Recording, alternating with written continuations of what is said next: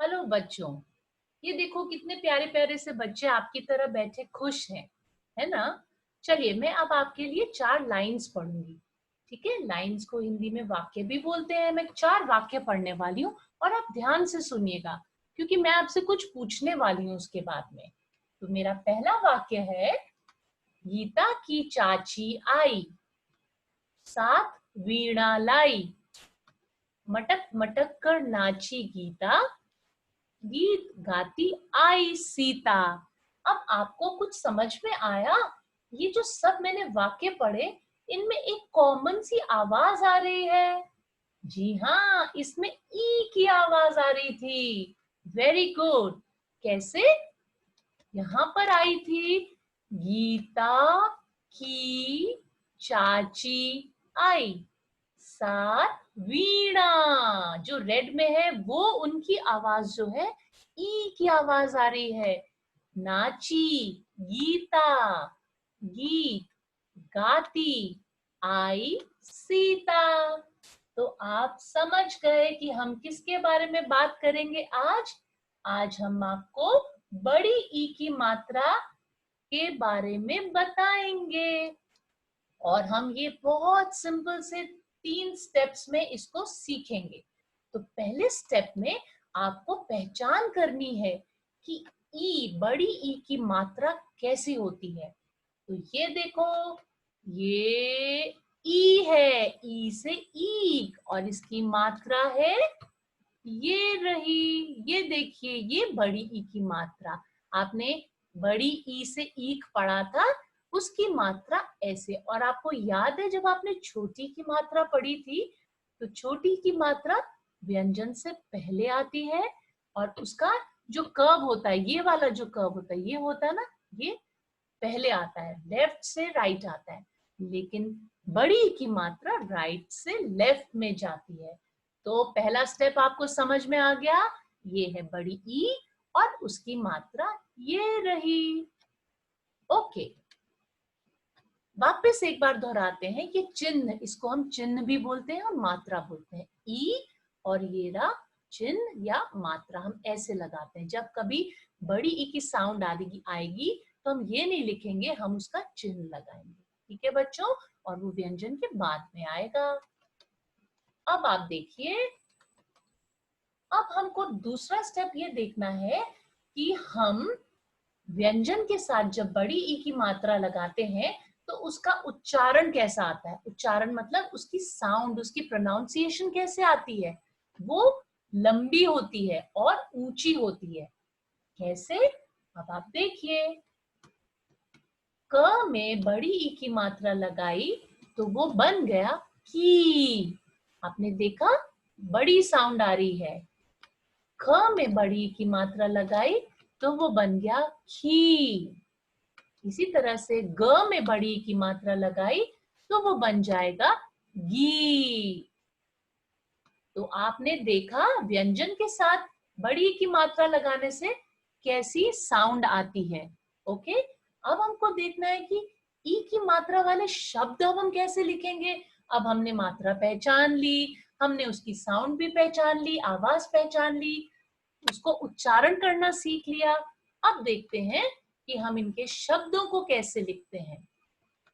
अब हमने लिया भ में बड़ी की मात्रा लगाई तो आपको पता है ना क्या बन जाएगा, ये बन जाएगा भी। और इसके साथ अगर मैं एक और वर्ण लगाती हूँ तो ड़ लगाया, तो अब पूरा शब्द क्या बन गया, भीड़। अब प आया, प के साथ बड़ी की मात्रा आ गई, अब ये बन गए पी। ये भी एक छोटा सा शब्द है, पानी पी, लेकिन मुझे एक बड़ा शब्द बनाना है, तो इसके पीछे मैंने लगाया ल, पील। अब पील तो इंग्लिश का शब्द होता है, हिंदी में तो पील नहीं होता है। तो चलो ल के पीछे एक आ की मात्रा लगाते हैं। ये देखो क्या शब्द बन गया, पीला। देखा आपने, प में ई की आवाज आ रही है तो पी, और ल में आ की आवाज ला, पीला। अब हम इसी तरह से शब्दों को पढ़ेंगे। तो आइए थोड़े और शब्द बड़ी ई की मात्रा वाले पढ़ते हैं। ये क्या है बच्चों, दिया। एक होता है दिया, आपने मुझे काम दिया, तो वो दिया जो है आपको दिख रहा है, उसमें आवाज स्लो आ रही है, इसका मतलब वो छोटी की मात्रा है। पर यहाँ मैंने बोला है दिया, दीपक होता है वो। ओ बाबा, ये कौन आया? ये तो आ गया चीता। उसके बाद में ये तो आपको पता है, घड़ी, घ और ड़ी, घड़ी। हाथी। आप ध्यान दे रहे हैं ना बेटा कि जिस वर्ण पर बड़ी की मात्रा है, दोनों मिलाकर बड़ी लाउड साउंड आ रही है, लाल आवाज थोड़ी ऊंची हो जाएगी। परी, परी, परी। ये तो क्या है? ये है मछली। और ये कौन मटकता मटकता आ गया? ये है बकरी। तो देखा बच्चों आपने कि हर शब्द के पीछे बड़ी ई की मात्रा की आवाज कैसे आ रही है। अब ये है नदी। ठीक है बेटा, देखिए, और ये ध्यान दिया आपने, बड़ी की मात्रा हमेशा राइट से लेफ्ट की ओर जा रही है और व्यंजन के पीछे आएगी। अब आपने तो सारे स्टेप सीख लिए, आपने ई की मात्रा को पहचान लिया। ये रही ई की मात्रा यहाँ कॉर्नर में, ठीक है ना, आपको दिख रही है ना, ये रही ई की मात्रा, बड़ी ई की मात्रा। फिर आपने सीखा जब हम व्यंजन को बड़ी ई की मात्रा के साथ जोड़ेंगे तो कैसी आवाज आएगी, जैसे क की, ख की। तो आप क से ह तक के व्यंजन लिखिए, उनके साथ बड़ी ई की मात्रा लगाइए और उनका उच्चारण करने की प्रैक्टिस करिए। उसके बाद उनके आगे और व्यंजन लगा के नए नए शब्द बनाइए, जैसे हमने अभी पहले किया था। जैसे अगर मैंने लिखा ख, ख में बड़ी एक की मात्रा खी, और उसके अगर मैंने पीछे लगा दिया र और आ की मात्रा, तो बन जाएगा खीरा। तो आपने ये सब सीख लिया। अब आपको HTP का लेसन 4 के कुछ शब्दों को रीड करना है, तो आप मेरे पीछे पीछे दोहराते जाएंगे, तो आपको जल्दी से पढ़ना आ जाएगा। तो ये रहा हाथी, मछली, घड़ी, परी। आप ध्यान दीजिए कैसी साउंड आ रही है। मैंने परी नहीं बोला है, मैंने बोला परी। घड़ी नहीं बोला है, घड़ी। ठीक है, अब पढ़ते हैं। तीर, तीर आपको पता है, एरो। नदी, थाली, नीला, दीदी, नीर। नीर मतलब पानी भी होता है, पानी का एक और वर्ड है नीर। सदी, सदी मीन्स कुछ साल। माली, पीला, येलो को हिंदी में पीला कहते हैं। सीटी, चीर, चीर मीन्स काट देना, चीर दिया उसने, सेब को चीर दिया, चाकू से काट दिया। ठीक है, फिर एक वर्ड आया है यहाँ पर लदी। ये आपके लिए नया वर्ड है। लदी मतलब होता है भरा हुआ। जैसे आप कोई रास्ते में कहीं ट्रक देखेंगे, उसमें पूरे आम भरे हुए हैं, तो हम क्या बोलेंगे, वो ट्रक आम से लदी हुई है, बहुत सामान, बहुत सारे आम है उसके ऊपर। पानी, चीता, मीठी, वीर। कौन वीर होता है? हमारे सैनिक वीर होते हैं। नमी, नमी होता है जब किसी चीज में हल्का हल्का गीलापन आ जाता है। जब बारिश का मौसम होता है ना, तो बिस्किट्स हम खाते हैं, अगर हम बिस्किट बाहर प्लेट में रख देते हैं ना, तो वो हल्के हल्के गीले हो जाते हैं, तो उसको हम बोलते हैं बिस्किट्स में नमी आ गई है। दानी, दानी का मतलब होता है जो दान करता है, जो दूसरों की हेल्प करता है। गीता, गीता तो नाम भी होता है, और गीता तो एक किताब भी है।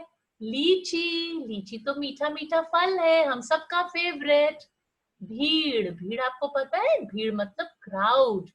कमी, कि मैं बोलूंगी मेरे पास इस चीज की कमी है, कमी मतलब मेरे पास ये चीज कम है, लेस है।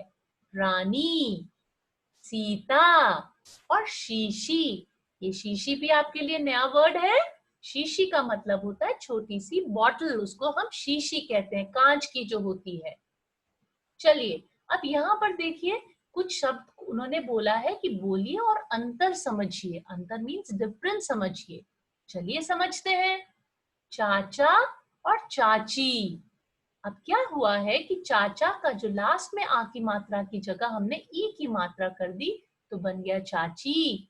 मामा, मामी। और ये लिंग बोलते हैं इनको, जैसे स्त्रीलिंग, पुल्लिंग। स्त्रीलिंग मीन्स लेडीज, लड़कियों के लिए ई की मात्रा यूज होती है, और बॉयज के लिए आ। जैसे दादा, ही इज अ मैन, तो हम बोलते हैं दादा। लेकिन दादी इज अ लेडी, तो हम आ हटा के पीछे ई की मात्रा लगा दी, दादी।